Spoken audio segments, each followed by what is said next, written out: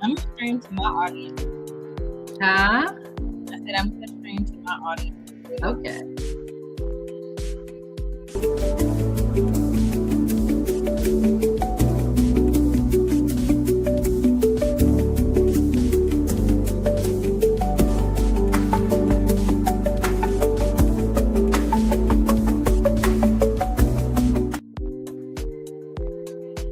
Hello, hello, hello, Wings of Wisdom listening audience and Virginia's virtual viewers.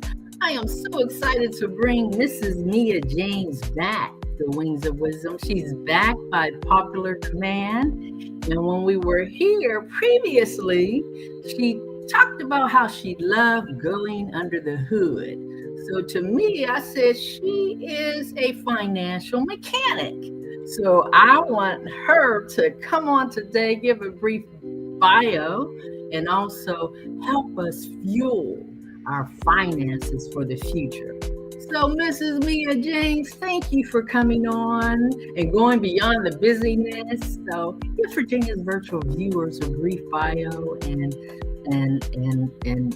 ignite us because we need the wisdom that you have. Well, first of all, thank you so much, Miss Virginia, for having me on today. It's always such an honor and a pleasure uh, to just talk to you because you are a person of great wisdom. So thank you again. And again, I'm Mia James. I'm so blessed to be here and meet you all. And I am a financial wellness coach, and I have been teaching financial education for over 15 years. My degree is actually in economics from UCLA, and I also have a master's in psychology from NYU. And I take that approach to finances, more of a holistic approach to finances, because I know that everything is connected. Our health impacts our wealth impacts our health, mentally and physically. And so I'm really, really big on holistic financial awareness. And, now is more socially acceptable to talk about money, right? So we want to bring that conversation to a safe place. We want you to know that you can ask any questions that you have, and that this is a place where you can get the answers. And even if we don't know the answer, we will get the answer for you because we all learn and grow together. And so I'm a wife. I am also a TT. I love having fun with my niece and nephews, and I am a world traveler, similar to Miss Virginia here. And I absolutely love, hey, Natasha, absolutely love traveling the world and eating amazing food and hanging out with my awesome husband. So that's a little bit about me. Yes, yes, yes. Some of our new viewers may not know that you fired your boss at the age of 40 and then you launched your uh, wellness holistic financial company. So tell me, in that transition, what was your greatest lessons from going from employee to entrepreneurship? Ooh, that's a great question. So, actually, my biggest lesson was learning how not to work all the time, right? Like, I had to learn how to have boundaries with myself. Also, ooh, okay, it's a tie because I also had to learn how to live without consistent revenue. I mean, I made revenue every month, but the amount of revenue was different. And so, when you have a job, every 2 weeks or every month, you're going to get X amount. And so I really had to learn how to navigate. I definitely learned how to live below my means some months. And I still save. Like for me, making sure that I always paid myself first was priority. And then well, God first, then me. And that was a huge lesson for me. It's like, okay, I'm used to making X amount per month.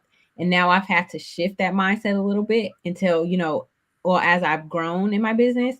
And then also just not working 10, 12 hours a day because I love what I do. It's very easy to just keep working and working and working. But you do, my husband said to me the other day, he was like, did you leave one plantation and create a new one for yourself? Mm. Okay, honey. Well, so I'm very mindful. I do not work 7 days a week. I only work well, I work 6 days a week. I take a full day, 24 hours off. And that helps me to do what I have to do. So those are my biggest lessons is boundaries with myself and my time and not working, and also learning how to manage my finances when it's not the revenue is not necessarily consistent every month.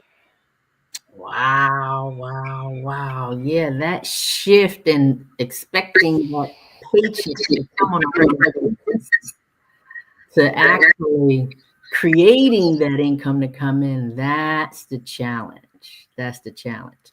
So Mm-hmm. tell me this. I know that, our vehicles need maintenance all the time, regularly, All and the time. so do our finances, right? Yes. So, how do you know what warning signs are there when you know that your clients may be on the brink of a financial vehicle breakdown? So one is when you have exhausted all your credit. Okay. Been Mm. there. Trust me. I know I have definitely been there. Also, another thing is when you have more month than money. Okay. So when I do a financial needs analysis, that's when we look at what you have coming in and what you have going out. And we offer those complimentary because, for anybody to help you, it's just like when you go to the doctor, you need to be very detailed with the doctor so they can actually properly diagnose you and get you the help that you need to heal.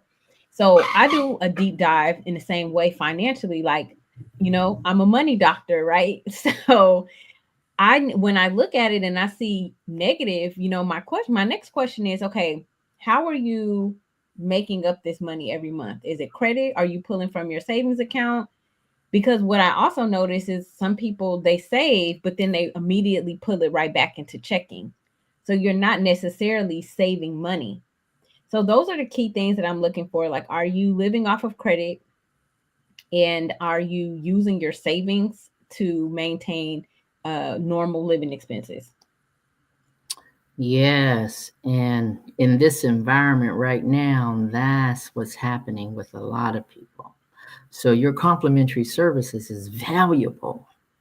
So I'm grateful that you know how to navigate and help those individuals, who need your expertise. So I know you started in the seventh grade. Well, really a little prior to that, because your mom was Avon representative, and you had entrepreneurs actually surrounding you. So that's basically your stepping stone in a sense back then. But if you could go back to your younger self, what major financial advice would you give her that would be valuable for today and for the listening audience? Absolutely. So the two things that I would tell my younger self, okay? One is to save money. So my dad taught me how to make money.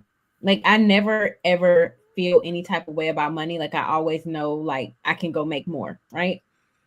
But I wish my mother, because my mother is an excellent saver, I wish my mother had taught me to save money, because I would either invest money or and spend money, but I never like save. I would save, a little bit, but not significant, a significant amount. So I would tell my younger self, like, actually save cash, for emergency, a really solid emergency fund. The second thing I would tell myself is I would have continued investing. I actually started investing at 16. I asked my parents to open a Charles Schwab custodial account for me so I could start trading stocks, because I learned about it and I was like, oh, this is fun. Because to me, it's more, I like numbers. So for me to see money like multiply and grow is actually fun to me. It's more like I'm solving a problem or something. Yes, I'm a little nerd. So I just want to put that out there to y'all. I am definitely a nerd. And so what happened was, um this is kind of on a personal note, so just bear with me, y'all, as I tell this story. But my father was very, very critical is the word that I want to use. And so I actually taught my father about trading stocks, and then he became a day trader. But basically, I got an opportunity to compete at the stock exchange because my portfolio in school was doing so well. And my father wouldn't let me go because he was like, "You're a girl, and you can't go and compete." So that literally like crushed my spirit, and I stopped trading for a long time. And if I was, a stronger person in, or I had somebody to speak into my life at that time, I would have told my younger self to keep going and not give up, because I'd be a whole lot wealthier now if I had maintained. But I was just like, well, I can't do it. So that kind of messed up my trajectory, because if the earlier you start, you capitalize on compound interest, and you just continue to let it grow. So imagine that was almost 30 years ago. My portfolio would have been amazing by now, if I hadn't taken that break. So yeah, that's what Wow. I'm doing. Hmm. Yes, it's amazing to have that expert team. I know you had mentioned CPAs, tax strategists, those individuals speaking in your life. So, how important and can you break down the roles of those individuals and how the average person can actually create that team so that they can be empowering them to continue to stay the course? Absolutely. That's a great question. I actually consider myself also a financial concierge. So I know what my wheelhouse is and my expertise, right? But there's so many other financial professionals that we need. For example, if you're a business owner, right? You don't necessarily like dealing with your money, or maybe you just don't have the time. However, I do want you to understand what these people are doing for you, because you also need to be able to see if mistakes are being made, among your team. So the first thing, oh, thank you, Juanita. The first thing that I have a bookkeeper. Now, what I do every Monday for my business, Sunday, I have a date with my dollars for my personal finances. And then my husband and I have a date with our dollars on Saturday. And on Monday, I have a date with my dollars for my business. Okay. Now, every Monday when I have my date with my dollars for my business, I go into QuickBooks. That's what I use to track my business spending and expenses and such, and I go in and I label everything. Now my bookkeeper reconciles for me, because I am not an accountant. I took accounting classes. I had to for econ. That is just my brain don't work. I work in finance, not accounting. So I always tell people that's not my red wagon. My bookkeeper reconciles and makes sure that what I put in and everything is accurate based on my account balances. So that's a bookkeeper. I also have a tax strategist, because the more money you start to make, you need to know different ways to save on taxes legally. Legally, okay, I want to emphasize legally. So you, just because you make a lot of money doesn't necessarily mean you have to pay a lot of taxes. Hence our president, as you can see, you really, if you do it legally, I mean, I don't know if you did it legally or not. That's not my uh not my area, but there are IRS tax codes where you can legally pay less taxes as a business owner, right? So that is, I have a tax strategist. She's amazing. If you need that information, please let me know, and she'll do a consult with you. She also does our taxes, and she taught me some things about the tax code that I didn't even know. And so now I'm able to take advantage of those in my business. The other thing that you can do, other type of financial professional you can have, is a financial planner. So financial planners, they are two types of financial planners. One is commission based and one is fee based. So my prayer partner is a financial planner, and she is fee based. So she'll do a plan for a set amount for you, and then she'll manage your assets for you. Um, and then, so I also have a financial planner as well, right? Because even though I know finance, there's always something I don't know. And I also need to be accountable to what I said I'm going to do for myself and my business.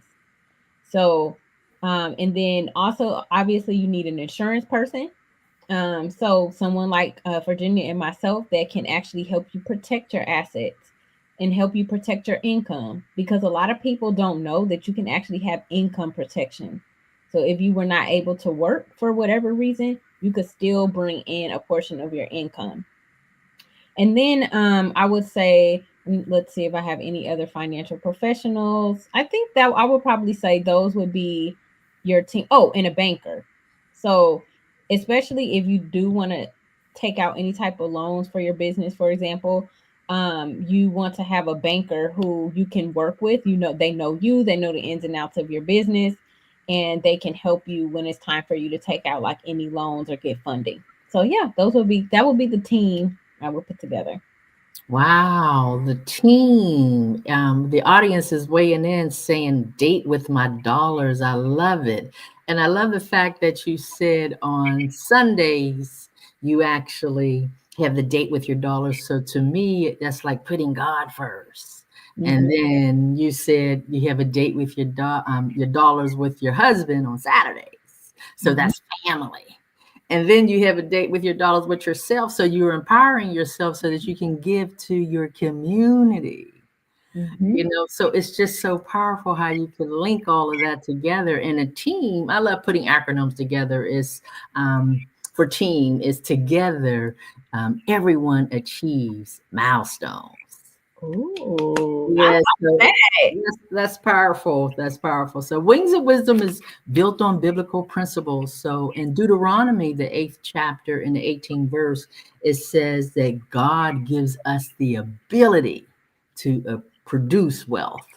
So we're grateful that the Lord gives us these golden nuggets. It's like a download, and then we're able to execute. So shifting that mindset, how do you help those individuals to shift that mindset? What's the greatest lesson somebody can do so that they could actually achieve wealth? Absolutely. Well, first of all, Deuteronomy 8:18 is one of my favorite verses. I pretty much quote it almost every day or say it to myself every Mm. day. And so back to your question. So the first thing I would say, and I always say this, is awareness around where you are now. For some people, that just even dealing with money and finances can trigger fear for some people, embarrassment, shame, because they're not where they necessarily feel like they want to be. And I always want people to remember that you are where you are for a reason. And today you get to choose, right? Like even in the Bible, when choose this day who you will serve, right? You get to choose. We're adults. We have choice. And so you get to choose, you know what, today I'm going to do something different.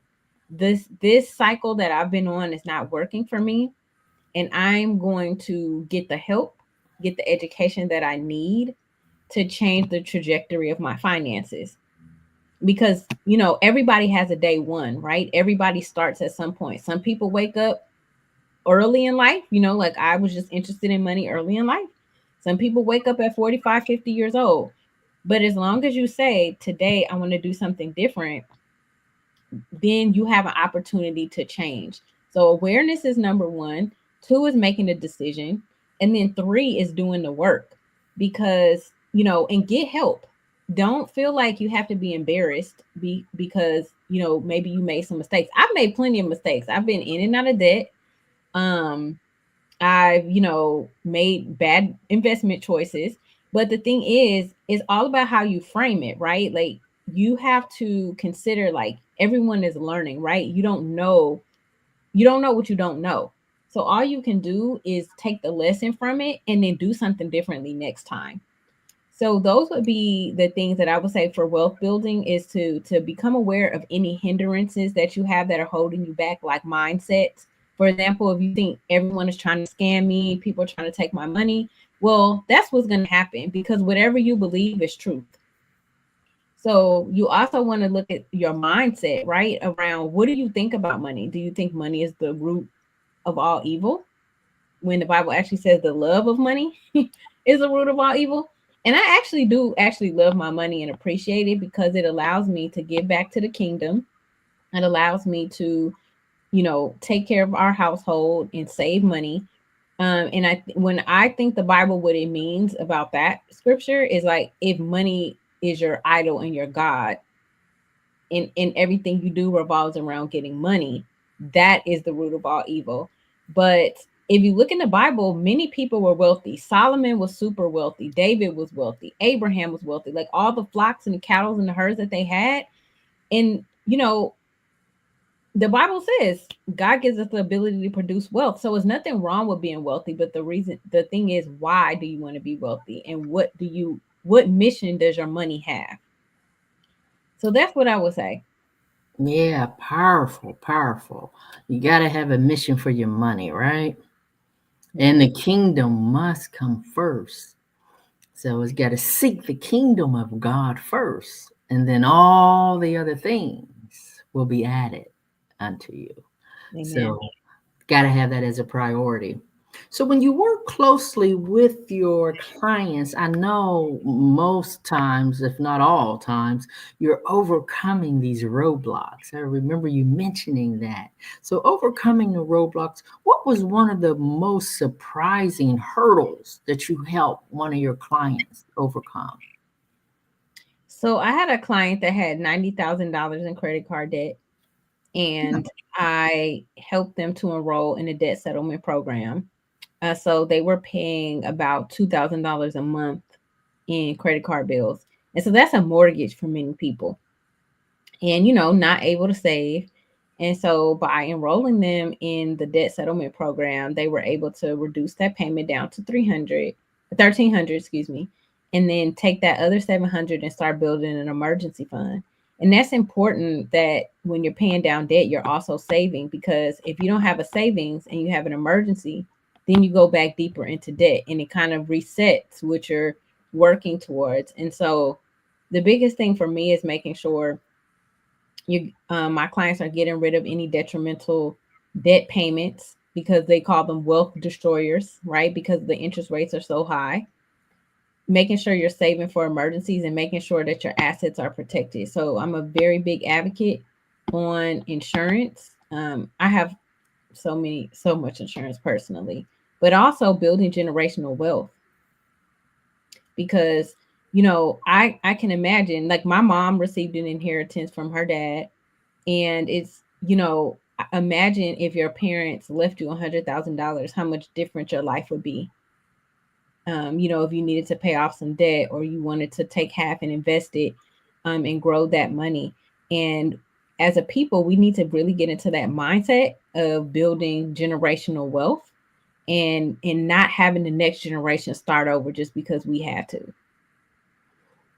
Absolutely. That is the key. I tell you. I remember you mentioned on the last episode, a lot of those nuggets still stick out in my mind, that you have a legacy drawer, Hmm. the wheels and the trust. So, how important is having that, the wheels, the trust, the insurance all in place so that we could build that generational wealth? Absolutely. So, I know we all love our families, right? And I've heard wonderful stories, and I've heard horror stories. And I put it to you like this.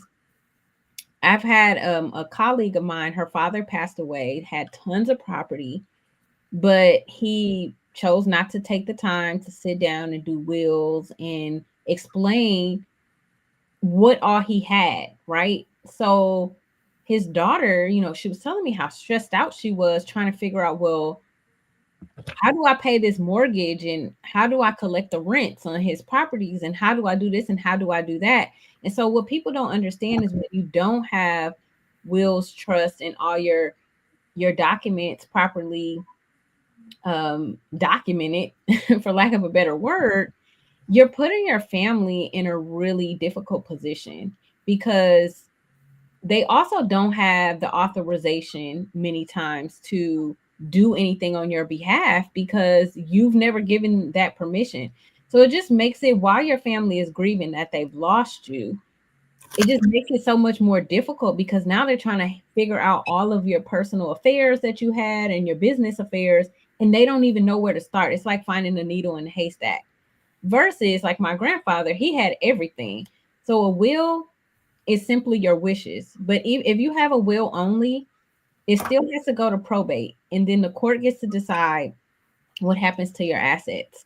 And people can contest the will. So if your parent left you a house, but your siblings are not okay with that, your siblings can take you to court, and then the court decides who gets the house. Or there, if no one gets the house, they're going to order you to sell it.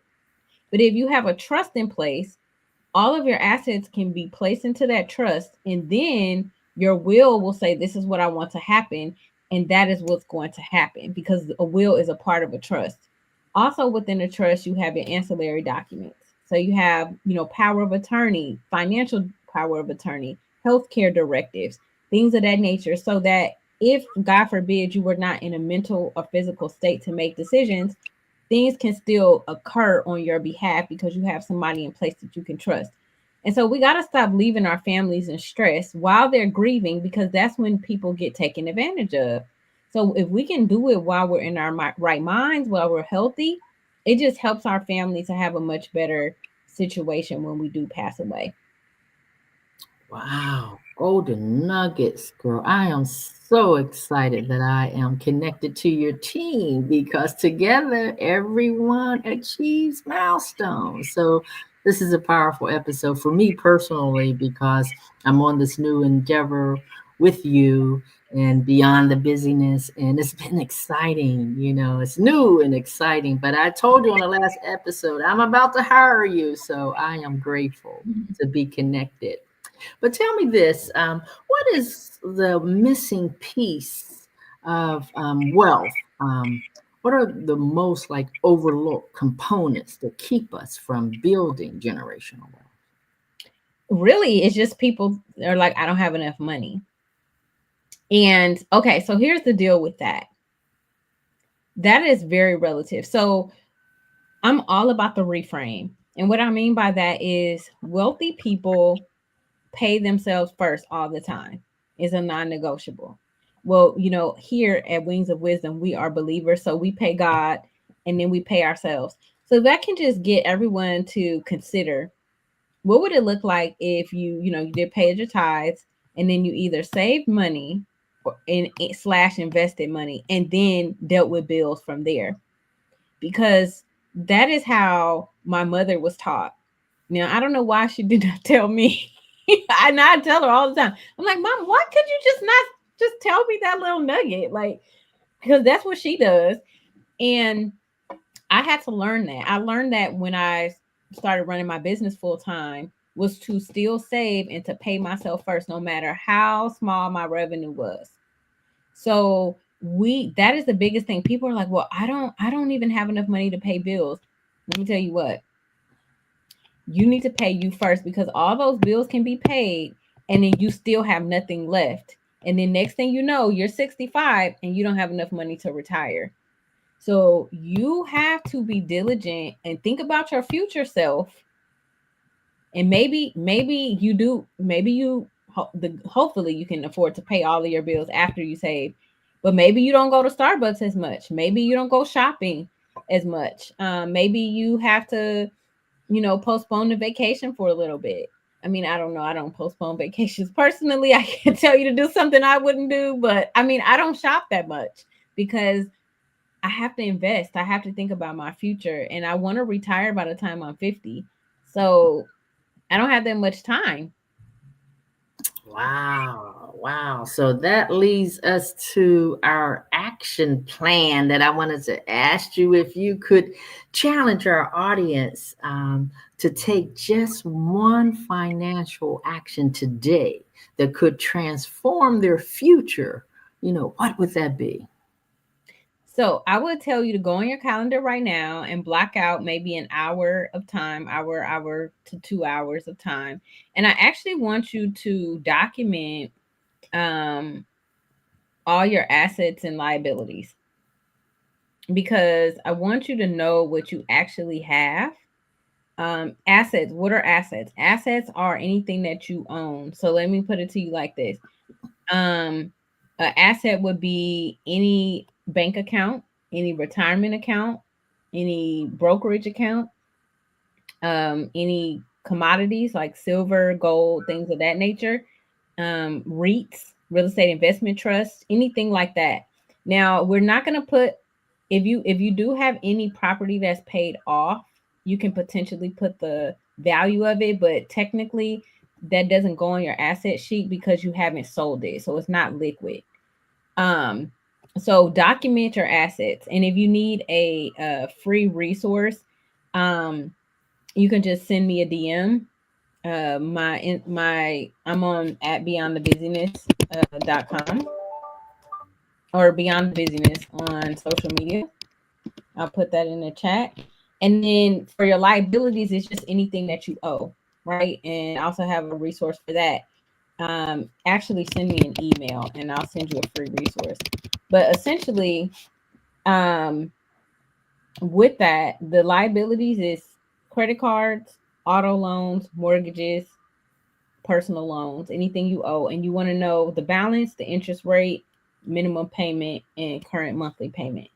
So at least become familiar with what your net worth is. So net worth is assets, total value of assets minus total liabilities. And this will kind of give you a gauge like, do you owe more than you own? And if you do, now you want to start thinking about buying more assets. Okay. And that is going to help you to prepare for the future. So that would be my last nugget. Wow. I was going to say, give Virginia's virtual viewers and Wings of Wisdom one last golden nugget, but you summed it all up. So how can I think you said you put everything in the chat, beyondthebusyness.com, where they can reach you? Yes, and I'm going to put your link in the chat. So if you want to do a one-on-one with us, please use this link. And Virginia and I would love to do a one-on-one complimentary consultation. Yes. Ladies and gentlemen, girls and boys, now is the time to share on your electronic toys. We thank you for leaning in today and moving beyond the busyness to take out a few moments to embrace this webinar, this podcast, and we hope you have a wonderful Wednesday. And we'll see you on the next episode of Wings of Wisdom. Have a wonderful day.